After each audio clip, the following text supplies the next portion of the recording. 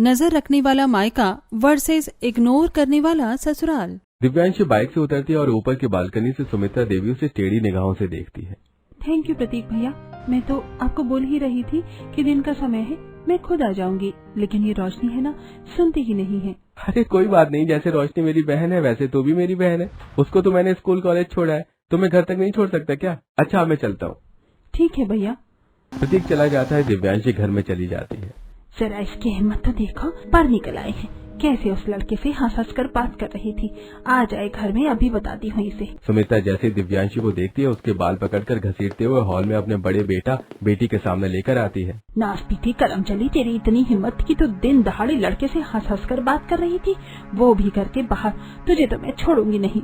माँ मुझे छोड़ दो, मुझे दर्द हो रहा है, आप मुझे गलत समझ रही है, ऐसा कुछ भी नहीं है। प्रतीक भैया बस घर तक छोड़ने आए थे। हाँ हाँ सब समझ रही हूँ मैं, तुझे पकड़ क्या लिया मैंने तो उस लड़के के साथ, तो उसे अपना भैया बना रही है। ऊपर बालकनी से खड़ी होकर मैं सब कुछ देख रही थी, कैसे तू हंस कर बात कर रही थी। अरे तू तो रोशनी के घर पर गई थी ना, फिर लड़के के साथ कैसे आ रही है? मतलब माँ सही कह रही है, तूने अपनी सहेली के ही भाई को बॉयफ्रेंड बना लिया और बॉयफ्रेंड के साथ घूम रही है। नहीं ऐसा कुछ नहीं है रोशनी, नहीं, मुझे भैया के साथ यहाँ भेज दिया क्योंकि भैया को यहाँ से अपने ऑफिस जाना था। आप सब लोग मुझे गलत समझ रहे हो, अगर नजर रखनी है तो अच्छे से रखिए ना। देख लो माँ, घर में सबसे छोटी है और कैसे जुबान चला रही है। अब तो इस पर नजर रखनी ही पड़ेगी, वरना ये हर किसी लड़के को भैया बनाकर हमें यही बताया करेगी। तभी सुमित्रा झटक कर उसे छोड़ देती है, जिससे दिव्यांशी जमीन पर गिर पड़ती है। माँ मैं आपकी बेटी हूँ, आप मेरे साथ ऐसा कैसे कर सकती हैं?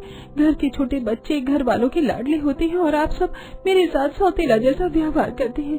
बकवास बंद कर अपनी, वरना 2 थप्पड़ और लगाऊंगी। बहुत बिगड़ गई है। सही बोल रहा है तेरा भाई, अब तुझ पर नजर रखनी ही पड़ेगी। और हाँ, तेरे साथ सौतेला जैसा व्यवहार ही हो रहा है तो तू इसकी जिम्मेदार है। तेरी वजह से तेरे पापा मुझे छोड़कर चले गए। अगर उस वक्त वो हादसा न हुआ होता तो आज तेरे पापा मेरे साथ होते। दिव्यांशी के पापा, जरा इसे देखो, ये मेरा हाथ छोड़कर आगे चली गई। इसे पकड़कर लाओ, सड़क पर गाड़ियाँ चल रही हैं। हे भगवान, ये लड़की भी ना घर में सबसे ज्यादा चंचल है, जब देखो इधर उधर भागती रहती है। मैं इसे पकड़ कर लाता हूँ। सुमित्रा तुम दोनों बच्चों का ख्याल रखो। हे भगवान, ट्रक आ रहा है। ये कहकर राकेश दिव्यांशी को पकड़कर आगे करता है। इतने में एक ट्रक उसे कुचलकर चला जाता है। इस हादसे में राकेश की मौत हो जाती है। नहीं नहीं, ये नहीं हो सकता। राकेश जी, आप मुझे छोड़कर नहीं जा सकते, मनोज कहेंगे। हादसे से सुमित्रा बौखला कर सड़क पर ही दिव्यांशी को थप्पड़ मारती है। आसपास के लोग सुमित्रा को काबू में लाते हैं। उस दिन के बाद से सुमित्रा दिव्यांशी से नफरत करने लगती है। उस दिन के भयानक मंजर को मैं कभी नहीं भूल सकती। तेरी वजह से मैंने अपने पति से दूर हुई उन्हें खो दिया और मेरे दोनों बच्चे अनाथ हो गए। तू हमेशा मेरे लिए मनहूस रहेगी। दिल तो चाह रहा था तुझे उसी वक्त उस ट्रक के नीचे फेंक दूं, लेकिन आसपास के लोगों ने मुझे संभाला और समझाया। माँ, मैं भी पापा से बहुत प्यार करती थी। पड़ोसी वाली आंटी बताती है कि पापा हमेशा मुझे ही गोद में सबसे ज्यादा लेते थे। और जब ये हादसा हुआ, मैं इतनी छोटी थी, मुझे नहीं पता था पापा के जाने की वजह मैं हूँ। उनके जाने के बाद आप दीदी भैया को प्यार करती है, वैसे मुझे क्यों नहीं करती? तेरी वजह से हमारे पापा हमसे दूर हो गए और तू चाहती है कि हम सब तुझे प्यार करें, लाड करें। ये तो कभी नहीं हो पाएगा। बहुत बकवास हो गई दिव्यांशी। अब मेरी नजर 24 घंटे तुझ पर रहेगी। मैं तुझे देख न लूं फिर किसी लड़के के साथ, वरना तेरी खैर नहीं है। दिव्यांशी रोती रोती अपने कमरे में चली जाती है और पिता की तस्वीर को सीने से लगाकर कहती है, पापा आई मिस यू पापा, I love you so much. आपके जाने के बाद मेरी अपनी माँ मुझे अपनी दुश्मन समझती है। काश उस बीते वक्त में जाकर मैं कुछ ठीक कर पाती, आपको बचा लेती। लेकिन किस्मत देखो, सगी बहन भाई माँ होने के बावजूद भी मैं कितनी अकेली हूँ। माँ भी मुझे शक की निगाहों से देखती है, इसलिए अब मोहित भैया मुझ पर नजर रखेंगे। काश पापा आज के समय में आप मेरे साथ होते तो आप भी मुझे बाइक से छोड़ते। मेरी बाकी सहेलियां भी अपने पापा के साथ कॉलेज और बाकी जगह जाती हैं। दिव्यांशी रोते रोते सो जाती है। इतने में सुमित्रा उसके मुंह पर पानी फेंक कर देती है। कम वक्त सुबह बोल कर गई थी कि फ्रेंड के पास काम करने जा रही हूँ और वहां से घूमकर उस लड़के के साथ आई है तो कमरे में बैठ गई। घर का काम तेरी सहेलियां करेंगे। जाती हूँ माँ। दिव्यांशी अपना मुंह धोकर घर की सफाई करने लगती है, फिर खाना भी बनाती है।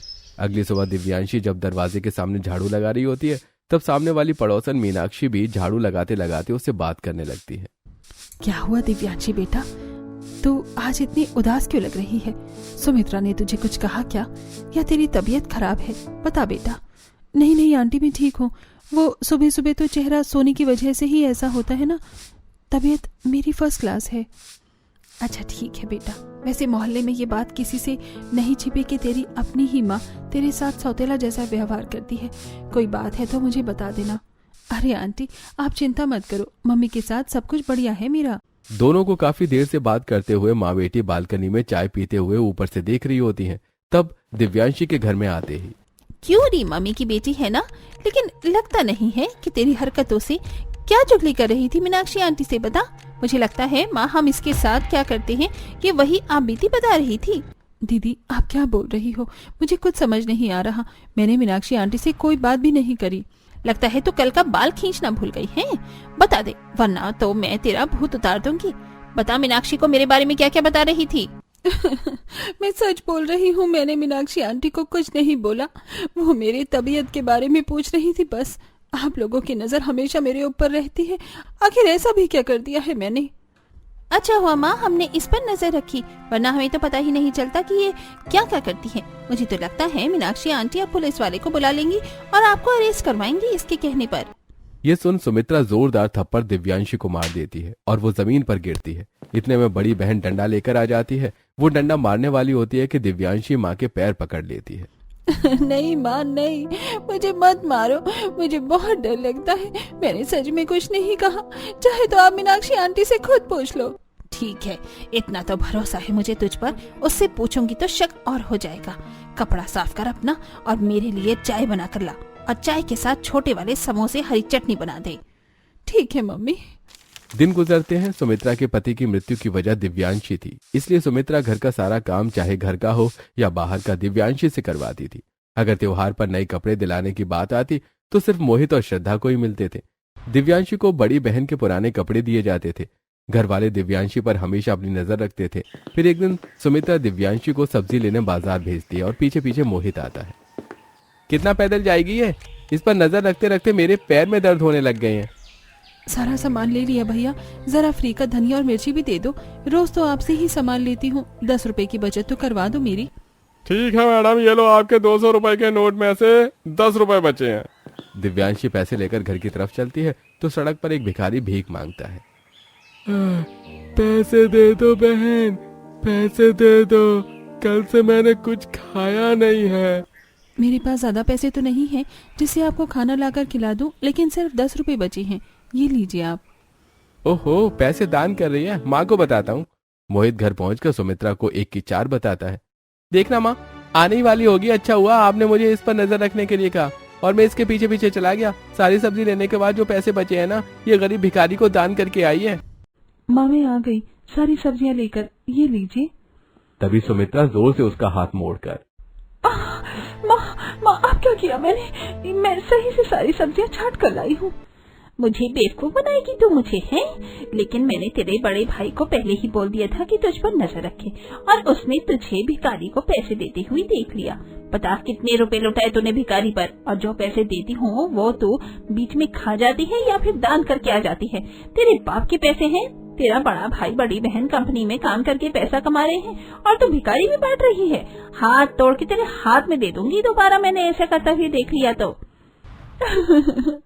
माँ सिर्फ 10 रुपए ही बचे थे, लेकिन मैंने सब्जी में कोई कमी नहीं की।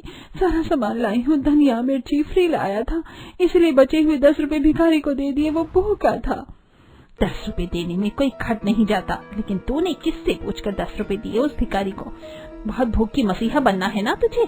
अब अपना इंतजाम खुद कर ले, मैं तो तुझे खाना नहीं दूंगी।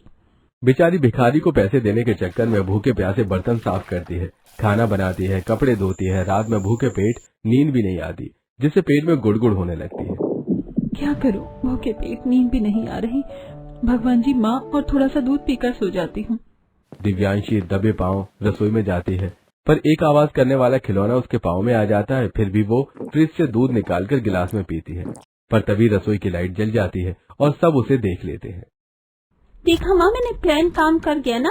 वो खिलौना मैंने इसलिए जमीन पर डाला था। तुझे क्या लगता है हम तुझ पर नजर नहीं रख रहे हैं? अरे दिन रात तुझ पर नजर रख रहे हैं।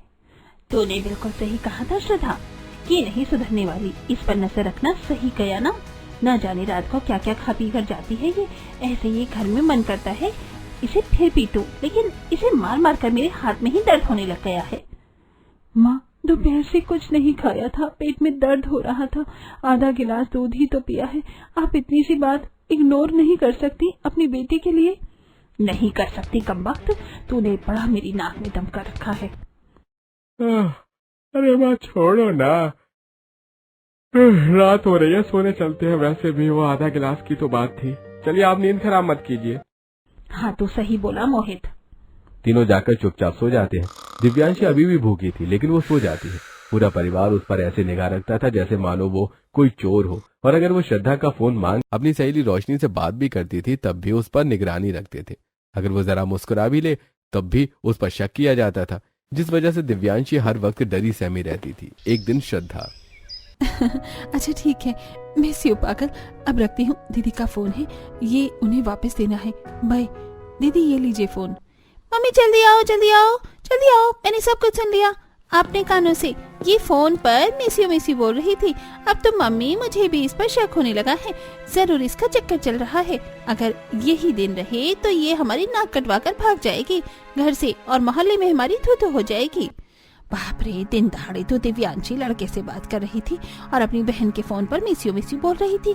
इस नंबर पर कॉल कर श्रद्धा, काट के रख दूंगी उस लड़के को आज मैं। ठीक है माँ, लोकेशन भी सर्च करती हूँ। माँ कोई लड़का नहीं था, रोशनी थी। वो जबरदस्ती मुझे मिस यू बोलने के लिए बोल रही थी, तब जाकर बोला मैंने। दीदी आप चाहें तो बात कर लो।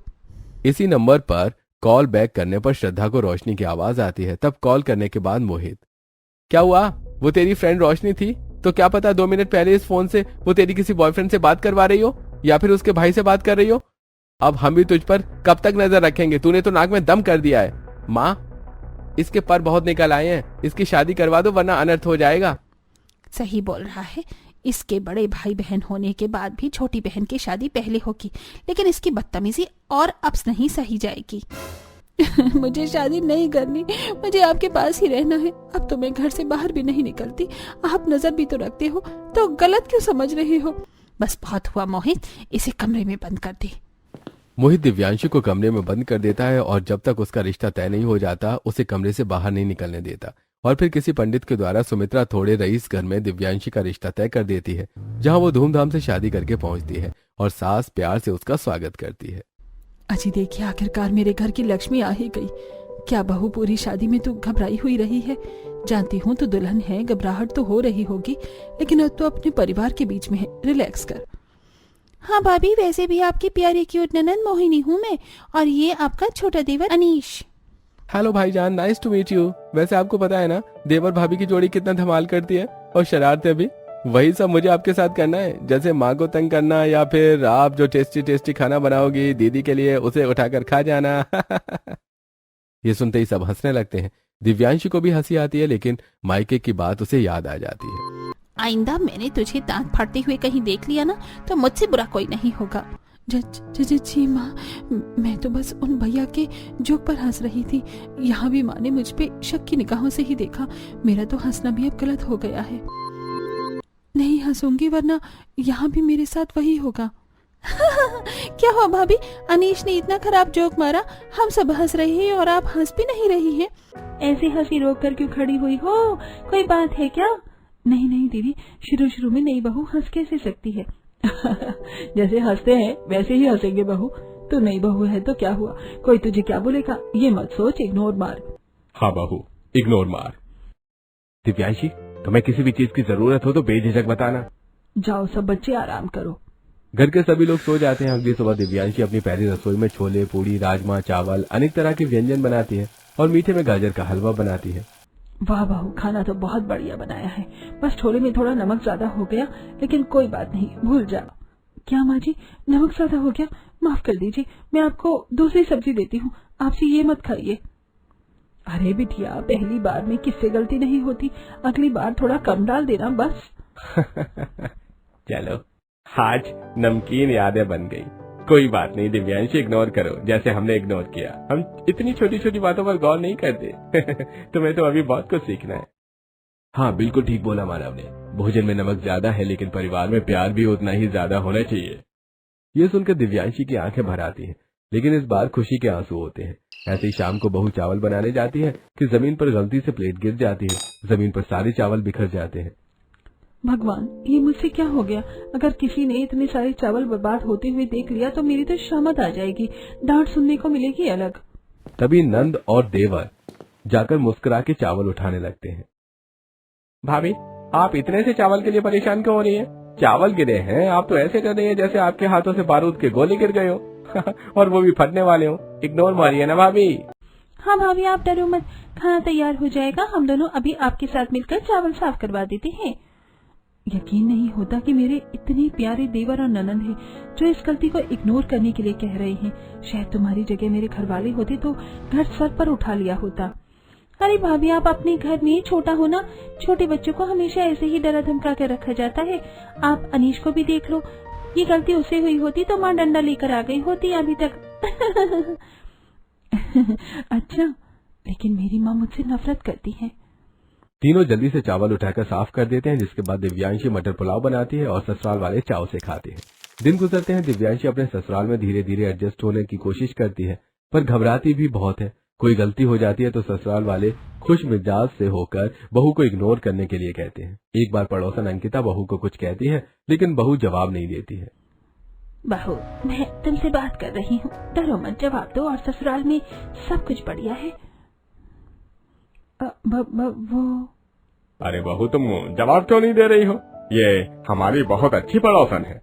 माफ कीजिए पापा जी, लेकिन अगर मैंने कुछ बोला तो कहीं कोई ये न समझे कि मैं आंटी से ससुराल वालों की चुगली कर रही हूँ। बहू पागल है क्या?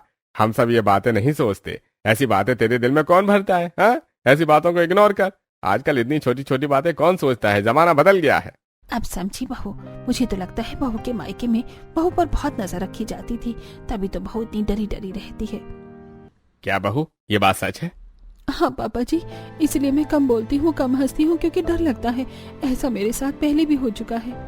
दिव्यांशी कॉलेज से आती है, तब एक राहगीर लड़का उसे छेड़ता है। तब दिव्यांशी उसके पास जाकर उसे थप्पड़ मारती है, लेकिन वो लड़का हाथ पकड़ लेता है और उसी वक्त श्रद्धा ऑफिस जाते हुए देख लेती है। ये यहाँ लड़की के साथ क्या कर रही है? कमीने, तेरी इतनी हिम्मत, हाथ छोड़ मेरा। ऐसे कैसे जाने मन, वैसे तुम्हारे हाथ तो बहुत मुलायम है।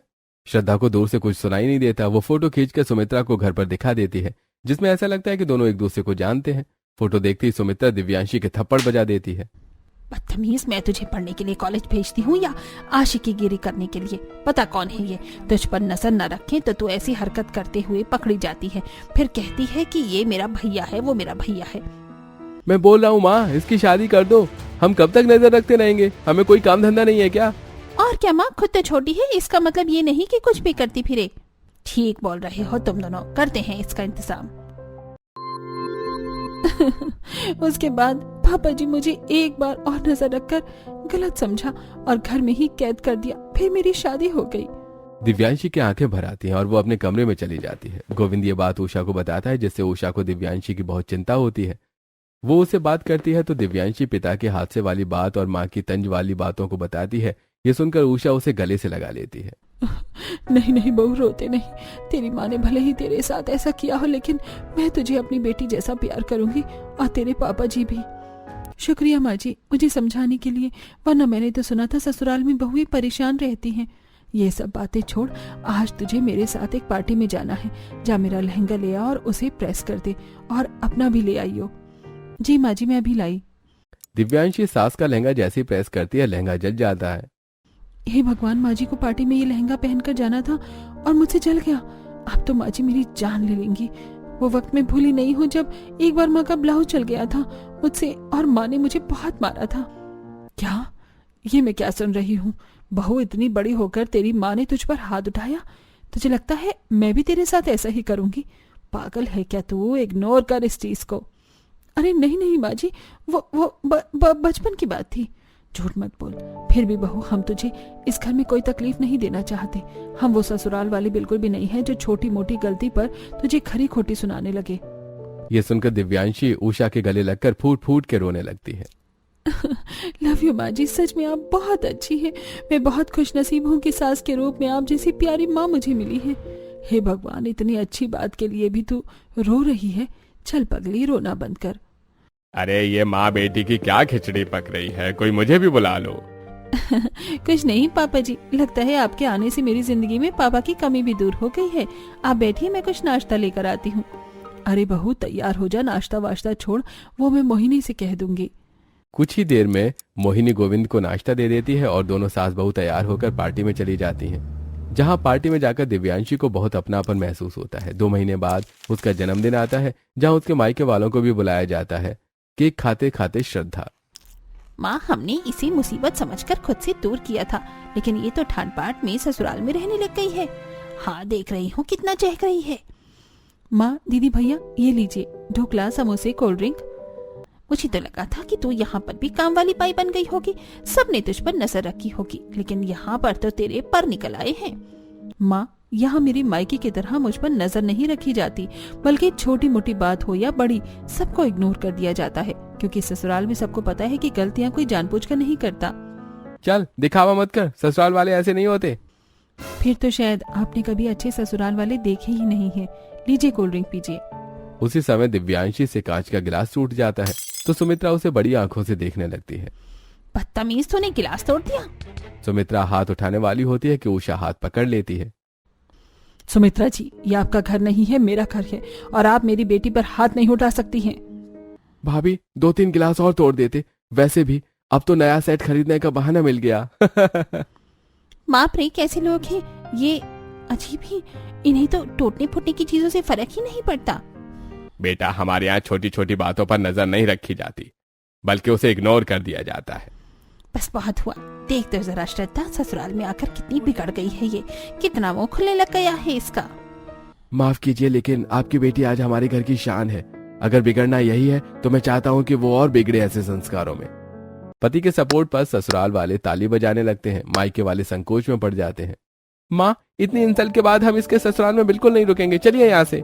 हाँ बेटा चल, अब ये पराई हो गई है। मायके वाले जैसे ही घर से बाहर जाते हैं, सीढ़ियों पर सुमित्रा की तबीयत खराब हो जाती है। सिक्योरिटी गार्ड घर में सुमित्रा की तबीयत के बारे में बताने आता है। तब परेशान होकर दिव्यांशी घर के बाहर जाती है। पीछे पीछे ससुराल वाले भी आते हैं। माँ, क्या हुआ आपको? अभी तो आप ठीक थी, मैं डॉक्टर के पास लेकर चलूं? माँ जी, कुछ भी हो, आखिर वो मेरी माँ है, मैं उन्हें ऐसे नहीं छोड़ सकती। हाँ बेटा चल, हम भी चलते हैं, हम तुझे किसी चीज के लिए नहीं रोकेंगे। नहीं, क्यों आई है तू, क्यों आई है? अंदर तो बहुत कुछ सुनवा रही थी ना, और सुना भी रही थी अपने ससुराल वालों से।